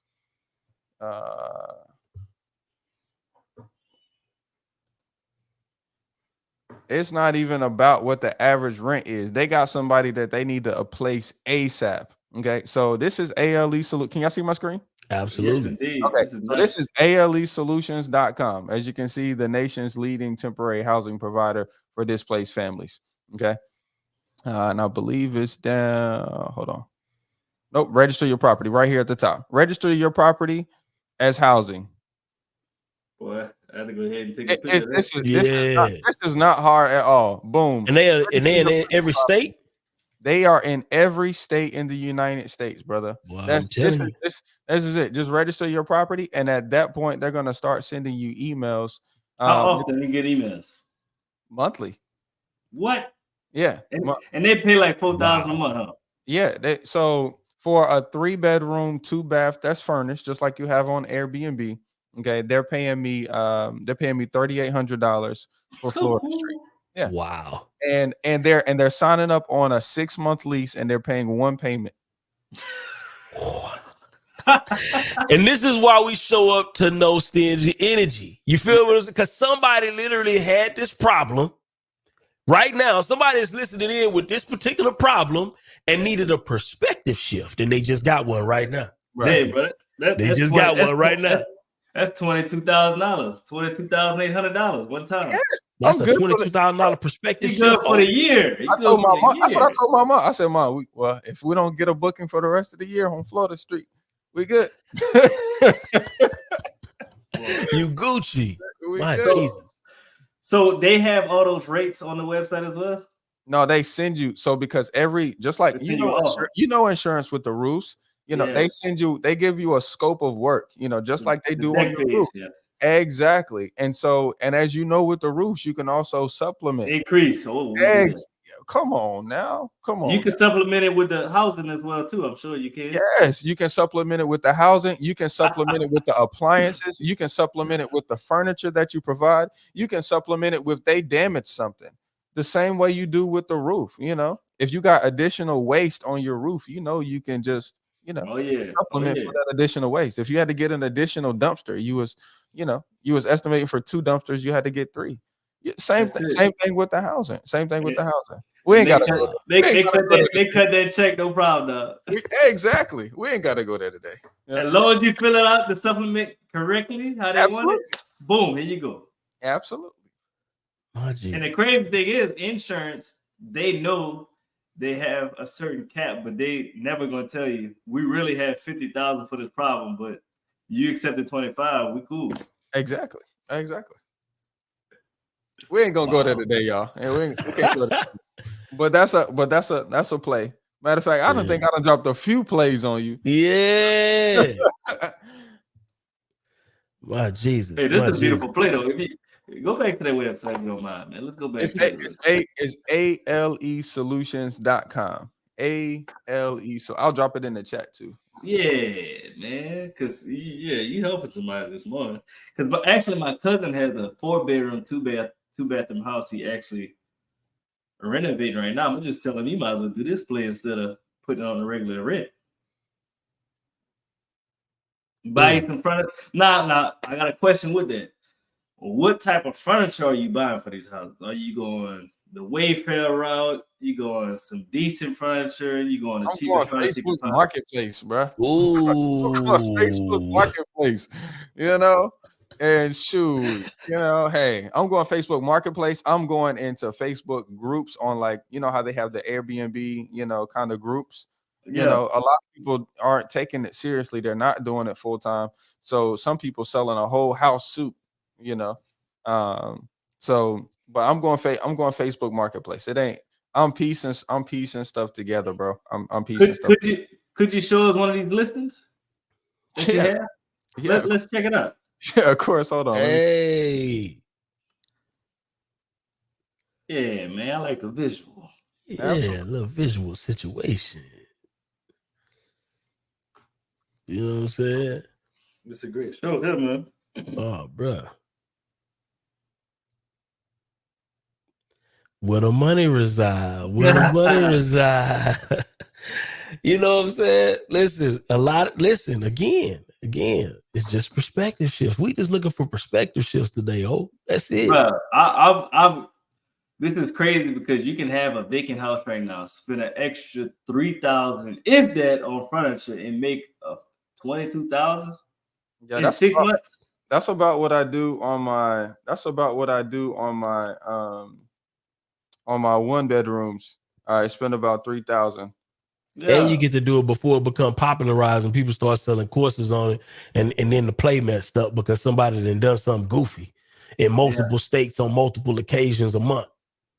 What's crazy, this has been around for years. Like, regular people don't know about this. And then, you know, sometimes plays, what I'm realizing, sometimes these plays, man, they get out there too much, man, and people mess up the play, bro. Right. And I would, since we're talking about where the money resides in real estate 2024, I'm going to say this. You want to build a business around insurance. Like with Sawan got housing, what I have, roofing. You want to build a business, especially if you're in an area like on the coast where they have a lot of hurricanes. Bro, we got hurricanes all the time. So if I'm in the insurance business, insurance will keep me open, bro. Absolutely. What we got here, Sawan? Absolutely. So this is my direct booking website. I was trying to think, where should I go? Airbnb, VRBO. And I was like, I'll just go to my direct booking website. But we can go to this one right here. So this one right here, the only thing I bought brand new was the TV. These 2 chairs. I got these 2 chairs you get from Amazon. You get the pair for them for $275 on Amazon. Let's see. Yeah, you can't always trust the TVs on Facebook. Absolutely. This one right here, this couch right here, I got off of Facebook Marketplace, and this rug I got off. Actually, I got this couch, I got this rug, I got that artificial plant, I got this bed, and I got this table right here, and this rug, all from the same person. I think I paid like $1,500, for all of that right there. And Pretty clean. this one right here just got booked for a month. Like I said, by that lady from Wrangler. So yeah. Yeah, this one just got booked. This is just a 1-bedroom, 1-bath over on Law Street by A&T, right downtown, for $2,800. So yeah, it's It's just way better than a hotel. it's a duplex too. Let me see if I have any outside pictures. There it is. It's a duplex. This is what it looks like. Nothing crazy. I remember you posted this on Instagram about 3 years ago. Yeah, exactly. I bought it. I guess I bought it about 3 years ago. It ain't nothing fancy at all. It's super basic.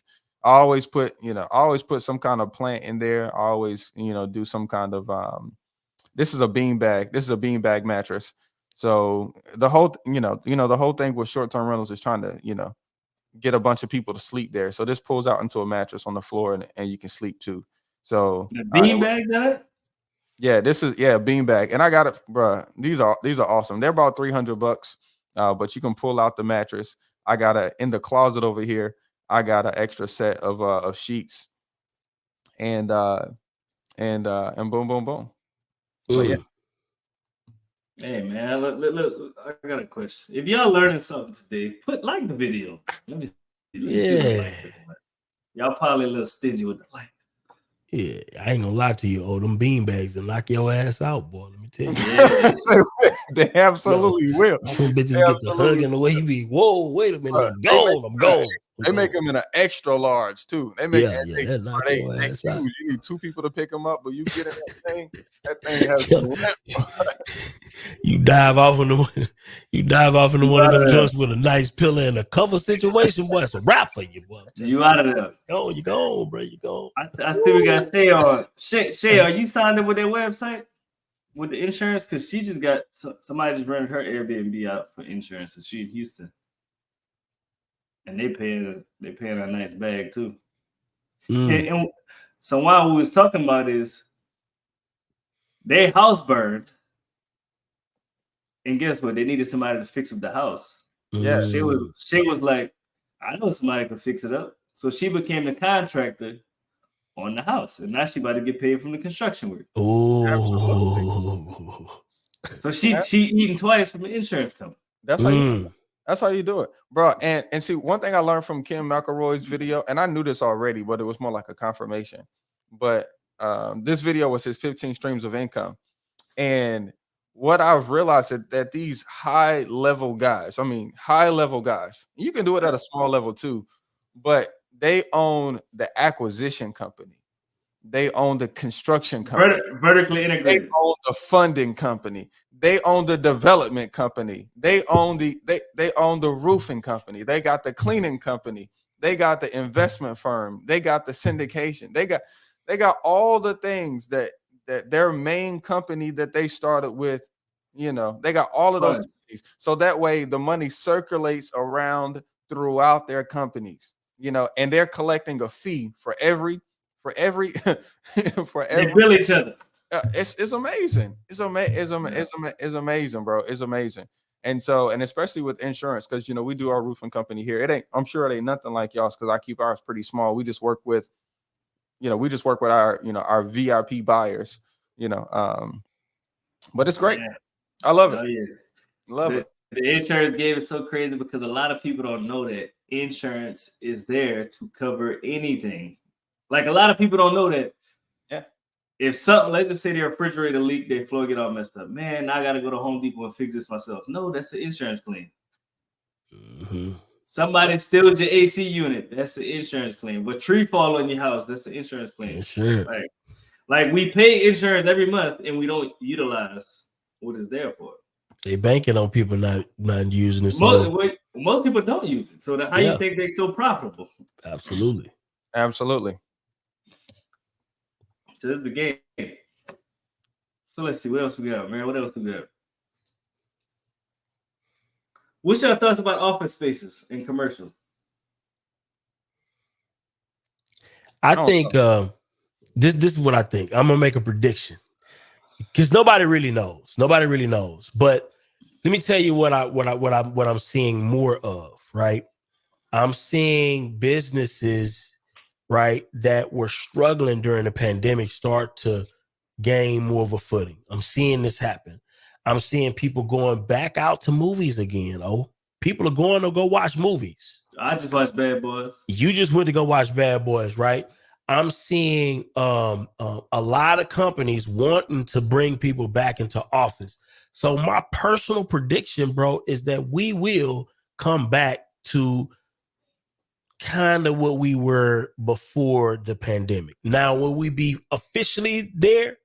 I don't believe we ever will go all the way back to pre-pandemic levels in terms of office participation, but I do think people are coming back into them offices, bro. And office will make somewhat of a resurgence. I believe that.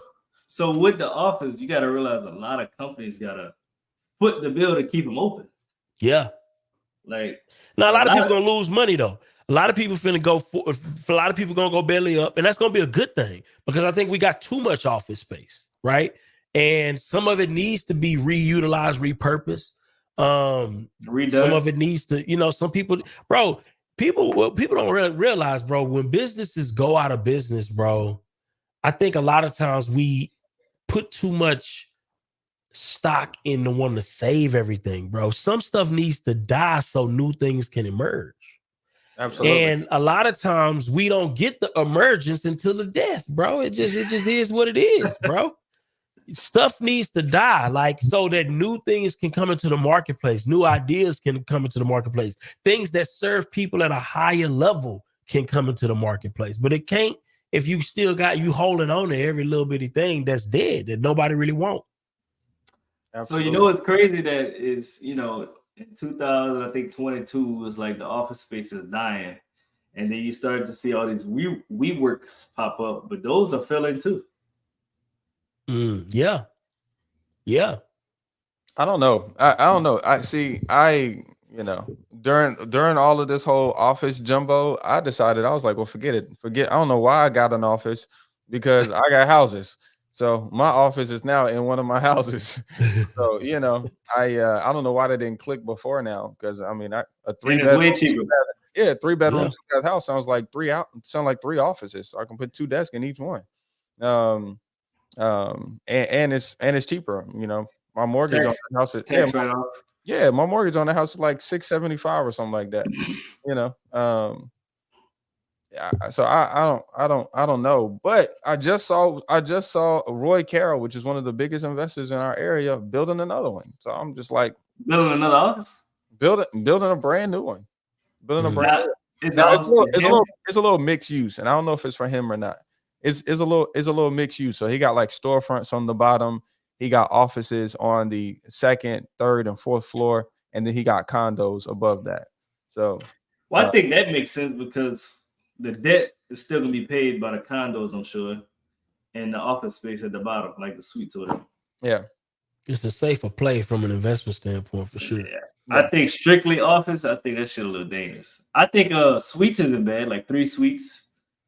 Because if you do suites, you can do like an insurance company, a dentist office, and like a barbershop. That's like essential businesses that needs an office. Yeah, absolutely. Well, my sister, she just opened up a salon suite. She renting booths for like nails, hair, and waxes. She doing better than I thought she was gonna do. So, now you ain't believe in sis. Come on. I believed in her. I gave her some money to do it. I just didn't know if it was gonna work. Yeah.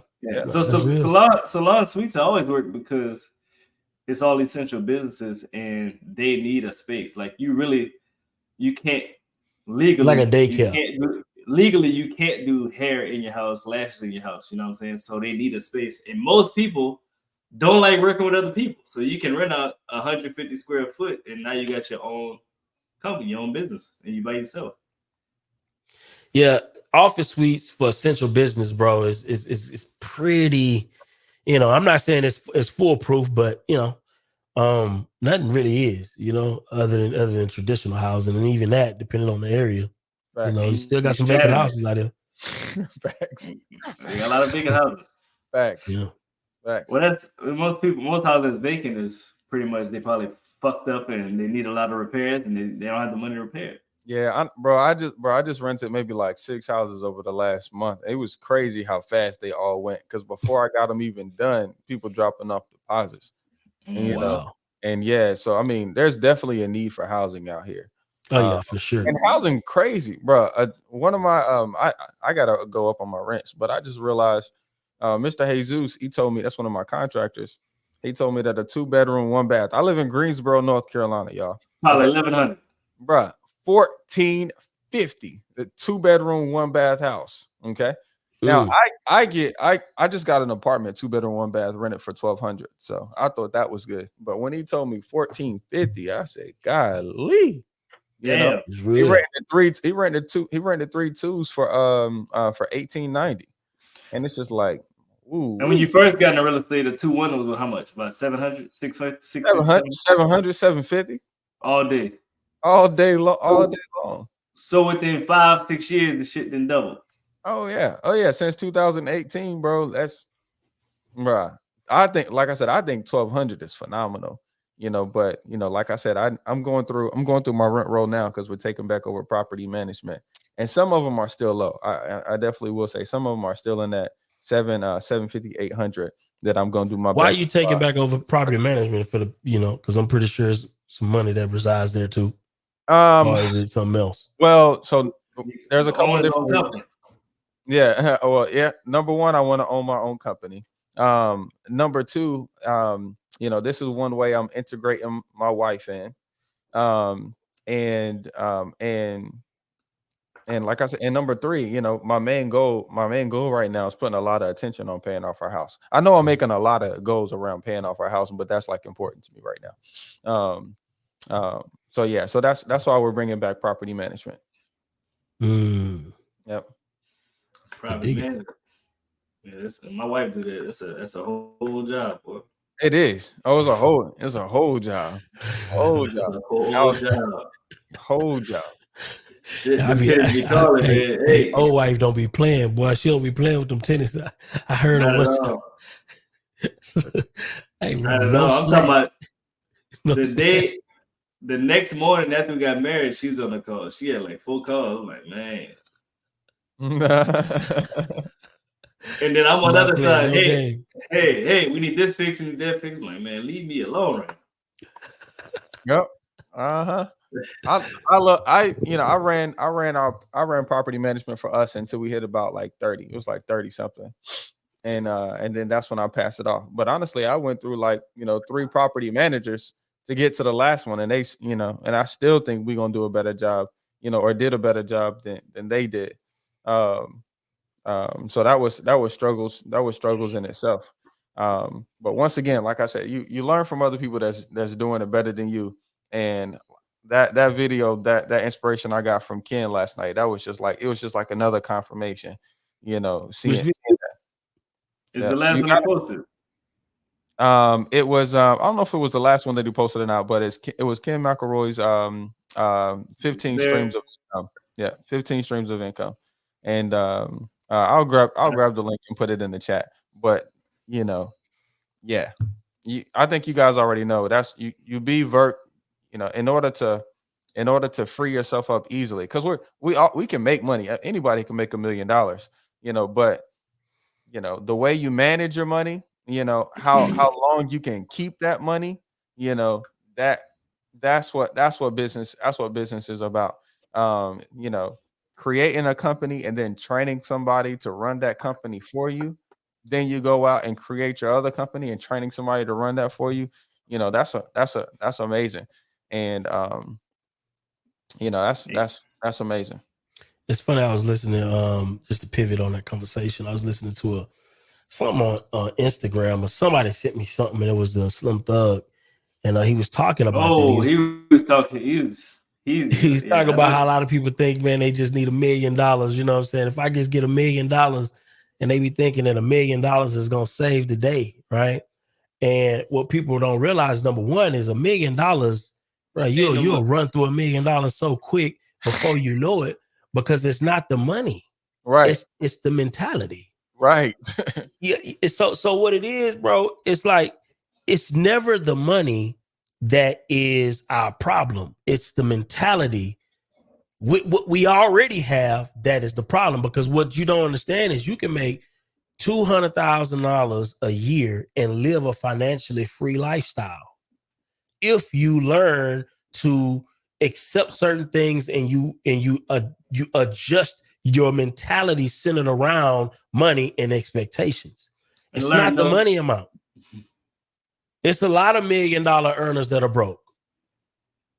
But people don't recognize that, because they think, oh, I see a big number, or I see big things, I see nice things, and I automatically assume that this person is living their best life. But it's not the truth. It's the mentality centered around that money that makes all of the difference. What's your thoughts on that? I thought it was a pretty profound statement. Yeah, I think Slim Thug be saying a lot of good things, because he like, another thing that he said is he's an independent rapper. He make way more money than people that's signed to major labels. Facts. Because everything you do is a debt to the label. He get 100% of everything that he put out. So that's another thing. Is actually owning stuff. It's important. But yeah, like what you said, they got a lot of people that make a lot of money out there, but their expenses line up to the dollar amount that they make. So if they make $1 million, they got $1.1 million in expenses. So they're really drowning. You know, when it comes to all the bills, they gotta have a nice car, or they may have to have 2 nice cars. They gotta have a nice house. You know what I'm saying? They gotta go on vacations. They can't fly commercial. They gotta do private jets. Well, so. I honestly see this conversation is like it's tough for me, because like I think it's about what you want. Okay, don't feel bad if those are the things that you want, guys. But you should want it. It's about what you want. Okay, you know, it really is, because you know. So we have a cleaner that comes and cleans. And for when I was with Byron, low key, I started to feel bad about talking about my lifestyle, because that's just how people train us, you know. But like, we have a cleaner that come and clean our house. Mr. Irvin, he drops off prepared meals for me and my wife, and we get 2 additional ones so the kids can split. And he does that we order on Fridays, he drop them off on Mondays, but that's what I actually want. I don't want my wife to have to cook, you know, every meal for 6 kids every day, even though she is a stay-at-home mom. I don't want her to feel like she's stressed, because I mean, we got 8 people in this house. Imagine how many socks we got. You know, wow. I don't want her to feel like she got to match up all of them socks and be stressed about it. You know, but that's just what I want. So I'm willing to pay for those things. You know, but at some point, you clean it up either. Shit, that's a lot of cleaning. Yeah, it really is. And so you got to decide what you want, you know. And if that's what you want, then hey, be willing to pay that price in time, energy, and effort and money. You know, but if you don't want those things because you're not willing to pay that price, then just be okay that you don't want that. And you don't have to chase that, because that's not what you want. That's how I, you know, that's really how I look at it, you know. I think Byron the same way. Yeah.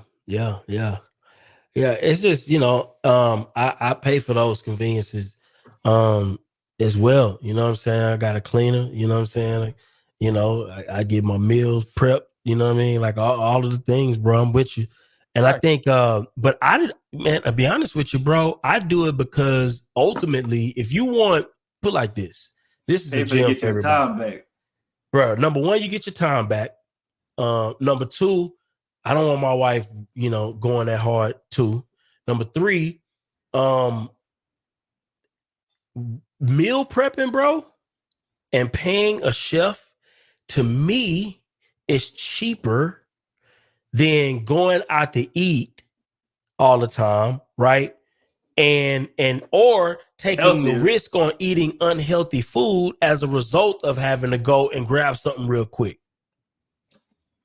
you actually end up saving over time much more by just doing it that way. Having a cleaner, bro, come on, bro. bro. Like, come on, bro. Like that to me, that's a savings. A lot of people look at that Who as would like, clean? Nobody. huh? Say who would clean? Nobody. Say Not, but somebody. here's the thing, though. Here's the thing, though, bro. When you look at, I will straighten up, but deep clean for what? For sure. The blinds, the Come fan, on, bro. the Deep clean. baseboards, you know, Like who got time just to hanging deep on your clean, wall. bro? Come on now. Come on, bro. Listen, last year when we first got this house, I keep about 7.5 acres cut. Okay. I keep about 7.5 acres cut. And I don't know if you guys ever cut that much grass, but that's a day and a half worth of grass. Yeah.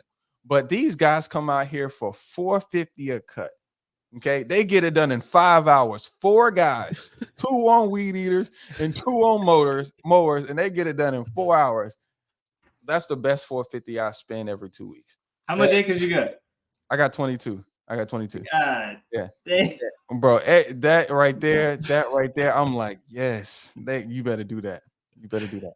Yeah. Hey, bro, you got a whole situation going on. Yeah, Bro. I ain't know that. compound, boy. I wouldn't live on a compound like that, bro. And it's listen, you know, yes, I'm grateful to have it, but you know, Kendall, I was just talking about him, one of my investors down there in Dallas, he got 480 acres. Crazy. 480 acres. Imagine that grass bill. Exactly, bro. One of the guys across the street, Mr. McCarter, he got 260 acres. My You know, Jesus. and listen, this is what we're talking about today. Okay, the people that you hang around determines your normal. Okay, over here I got a camper.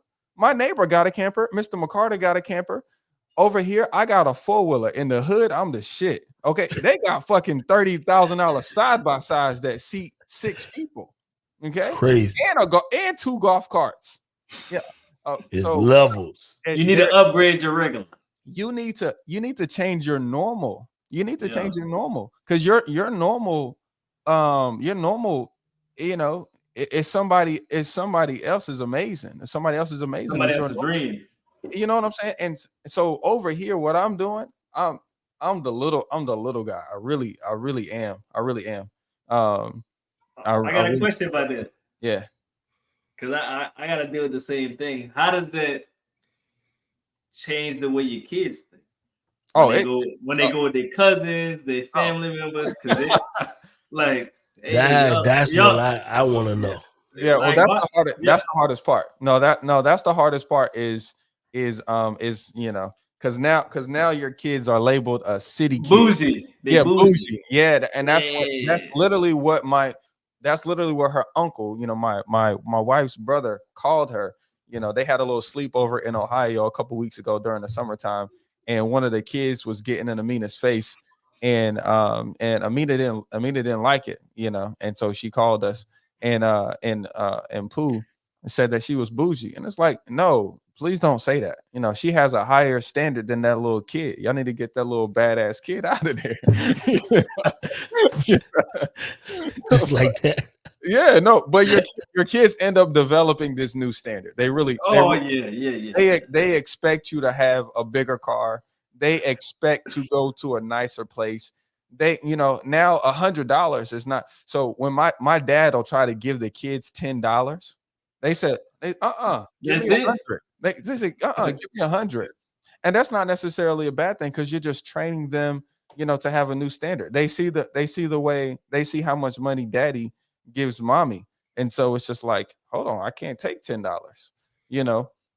And now I'm sure I'm gonna have to deal with some of the repercussions of that as they get into years, you know. But I think I got a solution for that. So every kid gets 3 houses, and essentially when they get into their teen years, when they get to high school, I'm training them on how to manage it. When they turn 18, I'm actually deeding it to them, and then it's up to them to grow it, you know, or mess it up. You can give it to them. So your plan is to give it to them paid off, or whatever mortgage they have, they get that too. You know, that's a good question. I haven't really thought of that far out. So right now, all of the houses that I have for them, everybody has the houses right now. They're all subject to. So So I haven't thought about it that far. So maybe I'll give them with the mortgages. Maybe I'll pay them off. I haven't really thought about that yet. But as of right now, they all have their houses. They're all in trust, and all the kids, are listed as beneficiaries on those right now. Because I don't think it would be bad to give them houses. They may have a mortgage or two because that's going to teach them discipline to pay the mortgage. Yeah. Yeah, facts. I think they're gonna be paid off by then, though. Honestly, because all of my kids are still fairly young. So shit. Refi. Hey, this is my money. Hey, y'all sort it out. Y'all sort it out. A lot of wealthy people do that, though. A lot of wealthy people do that. Yeah. Y'all sort it out. Listen. When you refi and take that money out, what's the tax implications? None. Zero. Yeah, that's a beautiful play. It's a beautiful play. So going back to what you was talking about earlier, is a lot of wealthy people, they put life insurance on all the debt that they have, and when they die, it gets paid off, and then they refinance, take all that money back, and then they do it again. Absolutely. It cycles. Absolutely. And that's what wealthy people do. That's how you keep the money growing. Absolutely. No, I think it's amazing. Just just thinking about see, like this right here, I don't even see this as a podcast. Like right now, I feel like this is just the guys who I need to be hanging around. Yeah, I think this is just guys that I need to be hanging around that's like-minded, that's going to hold me accountable, that's going to teach me something new that I'm not doing, or teach me something that they're doing that I can use, because I don't signed up for Taskify. I don't know if you noticed, you had said something about PACE program, so I had searched it. I think this right here is what everybody should be striving for, finding a new normal, find a little small niche group of people, who don't mind thinking courageously, going big, believing in God, and killing it for yourself. So y'all dope. I said it down there in Texas. Y'all dope. Absolutely. Yeah, absolutely. Man, appreciate it, man. We feel the same way about you, bro. Right. You're doing major things, bro. And it's inspirational. It's, and it's a blessing. It's definitely a blessing, man. You done, you know what I mean? Man, I appreciate you, brother. I think we need to connect more, though. Like all the people in the community of real estate, I don't think we connect as much as we should. No, that's a fact. Absolutely. Me and Don, we're about to jump off of this call after this, and we're gonna talk about him helping me pay off my house. I'm literally about to make a $40,000 payment, and so when you jumped on, I was like, dang, he could just tell me when is the best time to make that $40,000. Absolutely. And so. And you may not put all $40,000 on the house. Think about this, because every time you make a move, you have to think about, what am I getting for the move? And what am I not getting by putting that money somewhere else? So if I'm looking at putting it on the house, I only do it for one reason, and it's not to pay off the house. Is to save the interest I am now paying. Because if all of your debt was 0% interest, is there any financial benefit to paying off the house? Not at all. Okay. So if I'm going to put this money on the house, I'm going to say, okay, how much money am I going to save in interest by doing that, compared to how much money could I make by investing that money? So we're going to take a look at both of those. Absolutely. Right. That's a fact. I love it, man. I love it. Beautiful conversation. Any final words, man? Any final words you got? What you got, Sawan? Man, no, no, this has been great. I'm glad you guys got me up this morning, talking about this. Like I said, I need good reasons to wake up, but for whatever reason, if you guys want to connect with me, because I'm looking to, add, guys like this to my circle that want to level up in life, that want to do something, and shout out to all of my men on here married, because Mr. Don, you married too. Shout out to all of the guys that's married. But if you guys want to reach out to me, you can just reach out to me on Instagram at This Is Me Taking Action.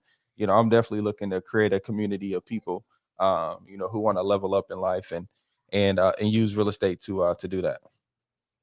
I love it, man. I love it. I got a question for me. The house that you got it subject to, or you bought it with regular loan? Bruh, come on now. Do you really got to ask this kind of question now? You get, of course, I bought it creative. I bought it creatively. I bought it seller finance. That's your second, because then you bought a house. You bought a house about 4 years ago too, right? Yeah. So and that was supposed to be your dream house. Okay, so you on Clubhouse out. What I was doing was I was trying to show my journey.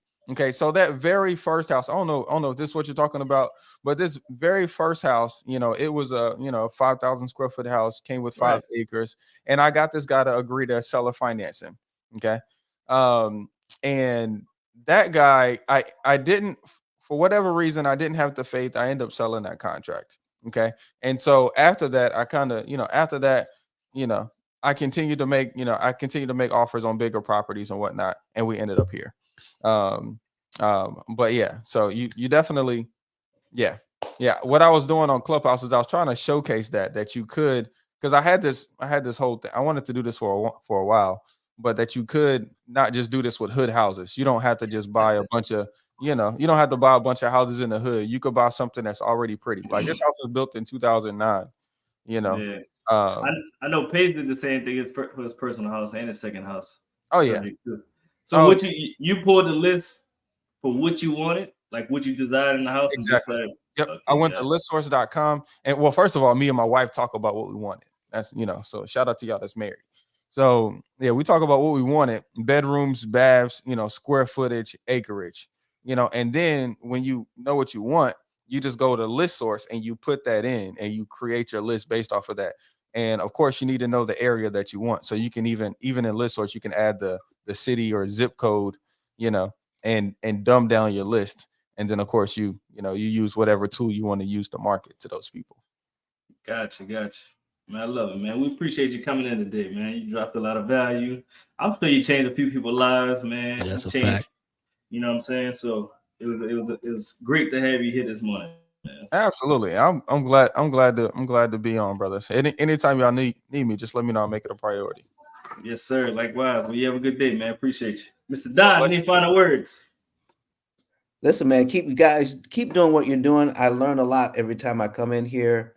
I want to get into. I'm getting into this real estate thing more and more. I help my clients own property. So now it's time for me to, return the favor to myself so that we can own more and do more. And being in a space like this actually helps us to, to create a game plan. So I appreciate you guys, and I'm gonna keep coming. I'm gonna keep learning, keep taking notes. Oh no! Wait a second, and keep implementing. That's it. That's the most important piece. Absolutely. Hey man, we happy to have you here today, man. We had a lot of people join today. Make sure you hit the like button, hit the subscribe button, show us some love. Go to nostingyenergypodcast.com, get y'all some gear. I know it's hoodie. It's a little hot outside, but I may need to put the hoodie on to go work out. I mean, you may want to lose some weight a little bit. It's summertime. But make sure y'all go and also check out Sawan's podcast, because he does have a podcast on our channel. Yeah. Check out that video he dropped. I actually put the link in the chat with Ken McElroy, 15 streams of income, billionaire. Make sure y'all check that out, man. And if y'all need any assistance from me, let me know. You want to learn how to get into real estate, y'all can text that number that's going down the screen at the bottom. Text wealth to that number. We actually have a new group about to start, so text wealth to 337-381-0208. You can get in the mentorship. Byron, you got any final words? Absolutely. So I do want to make a couple mentions. We are making some subtle pivotal changes, you know what I mean, to the channel. Because what we realizing, folk, is that YouTube, and Clubhouse are different, right? So YouTube and Clubhouse are different. So we're having to learn how to be better at being YouTubers opposed to Clubhousers. Yeah. You know what I mean? And so as a result of that, we're testing out a lot of different strategies and a lot of different approaches to how we do this thing. I also personally want to invest a little bit more time into really focusing on building content as well. Right. So I'm going to be doing a lot more, content personally on just building, because I'm starting something new and I'm experiencing a lot of new things that I want to personally share that I think a lot of people will get a tremendous amount of value out of. And so I'm going to be sharing a lot more of that. And so it's a couple things we're going to be changing in terms of how we release videos here. So I just want y'all to bear with us. The channel will continue to be the same, but we will have some implementation changes that we're looking to kind of put into the mix. And as we get those changes, we're going to let y'all know. We're going to let y'all know. So definitely stay tuned to your emails, your text messages once we get that back active, and we'll let you know as these different changes start to take place. But I just wanted to put that out there so people can know that we are wanting to become better at the YouTube game opposed to just the Clubhouse game. And then also, I want to also start putting out a lot more personal content on this building process, like I promised, because I just feel like, I'm excited about it. I literally spent like 8 to 9, maybe even 10 hours straight just on estimating and learning and different things of that nature for a couple of the clients that we're working with on the new construction stuff. And so I just found myself extremely excited about, doing that work, right? And adding that value, like all of the different things that I was telling you guys about, in terms of, the things that we're bringing to the marketplace with, energy, air quality, and all smart home technology, all of those things. I'm just really, really passionate about bringing those things to the marketplace, along with integrity back into the contracting space. I feel like for too long, we have accepted the fact that contractors can just run off with somebody money and there not be no consequences. We've accepted the fact that you can't trust contractors whenever you're doing a build or doing new construction or whatever. And I just believe that we don't have to accept that as a reality. And instead of me talking about it, I'm going to be about it, and I'm going to jump into the space so I can make sure that that's not a reality that we have to become accustomed to as investors, right? And so I want to share that journey. So I'm going to be sharing a lot more of that. So definitely stay tuned to this page as well as my personal page as well, and on Instagram, because I'm going to be sharing that journey. So that's what I want to kind of share with everybody. I love it, man. I love it. Yes, indeed. That's who we are, man. So that being said, we out of here, man. We appreciate y'all. Hey, what's up, everybody? A lot of people struggle in their business when it comes to real estate or just any business in general. Reason being because they probably using a pen pad, Excel sheet. You got to realize you got to treat your business like a business. Make sure you check out Taskify CRM. It's a CRM system. It texts and drips campaign, email. You can actually sign contracts within your CRM. I use Taskify CRM. If you want to check out the CRM that I use right now, make sure you check out that QR code, scan it with your phone. It'll show you inside of what we're using today. If you want to take your business to the next level, check out Taskify CRM. Peace.